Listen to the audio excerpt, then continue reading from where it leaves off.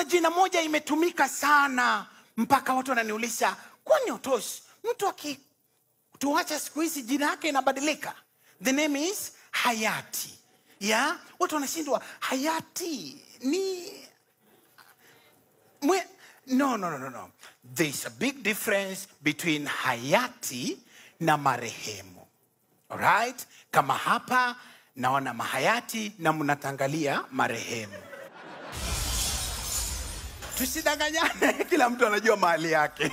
Alright? Hayati ni mtu ambaye akifariki anapelekwa bado nyumbani, anapelekwa home. Umash funeral home, Lee funeral home. Marehemu akifariki mochari, umpate marehemu city mochari. Ya? Unaona?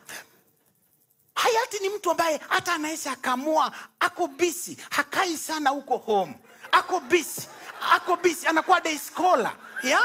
Unakuta mchana ako na events, unamkuta parliament, unamkuta Nyayo Stadium, ako busy.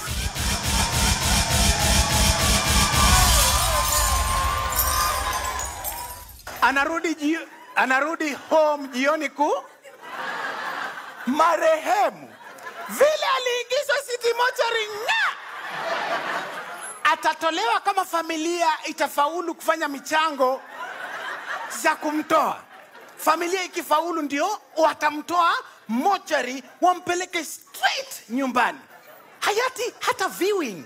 You go to view hayati. Unaona it's organized, yeah?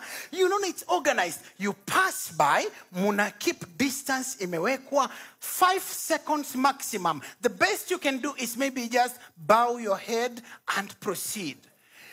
Marehemu.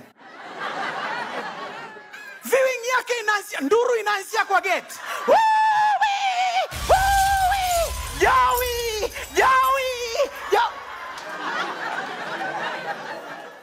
Hayati ni mtu ambaye hata watu wenye mazishi yake hamjui ni nini imetumiwa. Hamjui ni how much imetumiwa. Vitu organized. Hakuna WhatsApp groups ile ya primary school, WhatsApp group ya estate, ya high school, ya kazini, Garden Square mchango kila jioni unachangishiwa na nguvu. Unaingia hivyo wasichana nyema yako Garden Square ameshakuja na handkerchief. By force anakupin handkerchief, ukikataa na kudunga na hiyo kipini. Ya